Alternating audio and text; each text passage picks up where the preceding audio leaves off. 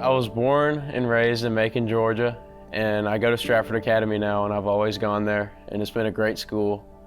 And my parents, they've always been separated, but they're both really supportive of me, and they love me, and they always encourage me. And it's just awesome to have parents like that, because some kids don't have parents like that. Growing up, I grew up in a Christian household. I had both my parents, they both loved me, but my favorite relationship was definitely with my grandma.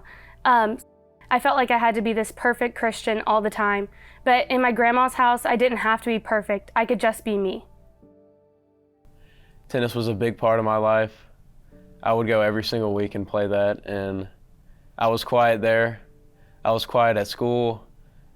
All my friends thought of me as the quiet kid. They were like, oh, when I spoke up, they'd be like, oh my gosh. And I felt like I didn't really have a voice, and I often got passed over. So growing up, I did all the sports. I was in softball, I did cheerleading. I had all these friends. I went to all the church events. Every time that there was an event at the church, I was there. But even though I was in the building, I wasn't present. I still felt like something was missing. And since I did theater and all these things, the saying was always fake it till you make it. And so that's what I did.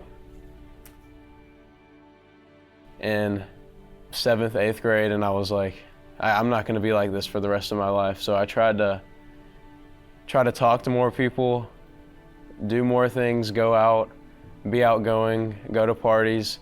And 9th and 10th grade year that happened, I started talking to more people. I got closer to more people. I got more friends, whether I realized that they were real friends or just fake friends. It just felt good to have a bunch of friends. And I felt like everyone knew me, and it just made me feel good, even though it might have just been masked. So going into high school, I wanted to be the best version of myself. I just threw myself into the grades, the clubs, the sports. I did everything that I could. And even though I was doing all of that, I still had time for my grandma, who made me feel like me. I was going over to her house 3-4 times a week. And my hardest year of high school would be the fall of my senior year when my grandma passed away. I didn't know what to do. I just felt so alone because I didn't have the person where I could be myself with anymore. So around 9th grade, 10th grade, I started playing guitar, and I got pretty dang good at it. I heard from one of my friends that Young Life needed a guitar player. And so I was like, heck yeah, I'll do that. Because I love playing guitar. And then, so I started going to Young Life and playing the guitar, and it just was awesome playing in front of all these people and watching them get so excited. So my junior year, Young Life was introduced at my school.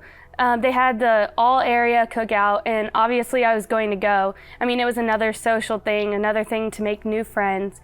As soon as I walked in the door, Katie, my Young Life leader, she ran up and introduced herself to me. And at first I was like, this lady is crazy. But then I was just glad to have someone want to know me personally. And she kept pursuing me no matter what, no matter how many clubs I missed, she made me feel known. Another great thing about Young Life was how a leader every night would come out and step out and talk about a life story and incorporate a verse into it. And the best part about that is it seemed so real.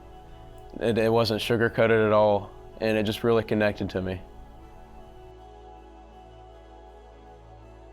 So last summer I heard about a Young Life trip to Carolina Point. A bunch of the leaders were trying to get me to go, and then I saw that some of my friends were going. And I was pretty skeptical about going at the beginning. I thought it was just gonna be a boring trip with terrible food. And I was greatly mistaken when I went there, because the food was great, all the people were so nice, it was so fun, there was always something to do. The devotions were really meaningful, and it just felt real going there. So my leader, Katie, she invited me to Carolina Point this past summer, and that's where it all changed for me. The speaker, Steve Chesney, he said that we don't have to compare ourselves to everyone else. God loves us just as we are. And that's when I realized that I am enough for God. And that's all I have to be, is just me. One of my favorite parts about Carolina Point was after the speaker spoke, he gave us 15 minutes of quiet time where we could go anywhere and think about anything, think about God. And I sat at the top where I could see over everything. And in my mind, I was thinking, it's crazy how I'm in the midst of all these people. And then it just felt like I mattered. Like I wasn't just another fish in the sea. I felt like I mattered, and I felt his presence, and it was just awesome. One of the leaders told me about work crew. And that's where you, instead of being a camper, you work for the campers. You can be outdoor crew, a server, or you can work back in the kitchen and clean dishes. And so I was like, you know what, I'm gonna do it. This is something fun to do. It'll get me out of my box a little bit. I can get closer to God as well. And so I just shot my shot and went for it. And it was just awesome. So at Carolina Point, I saw all the teenagers my age on work crew, and they just had this joy and they could just be themselves. And I realized that I want to do that. I want to serve others, and just how the Lord served me and just how these teenagers are making it the best week of my life and allowed me to meet the Lord. I wanted to do that and allow other teenagers to meet the Lord. So on work crew, I probably got the littlest sleep I've ever gotten in my entire life, but I felt the most alive that I've ever felt. I was working extremely hard, but I was getting to see God work through us and see him change lives of teenagers just like me. Every morning at 7 a.m., it was tough getting up at 7 a.m., but every morning at 7, we'd wake up, and then at 7:30 we'd have devotion. And the good thing was we got to read it alone. And I felt like I really connected with God when I was reading. We read through Mark.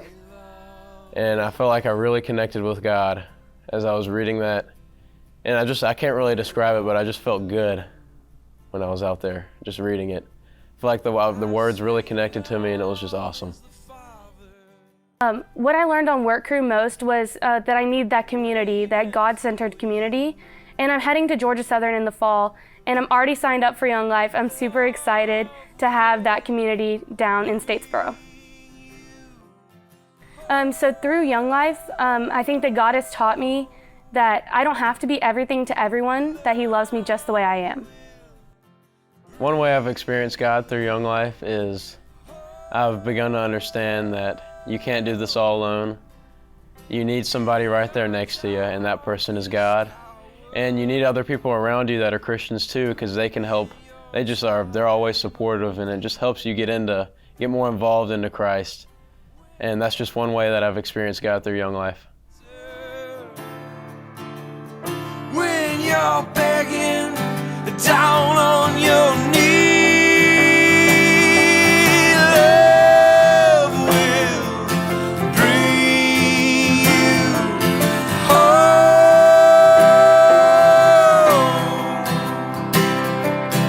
Love will bring you home. In your darkest hour, in your time of need, when you're praying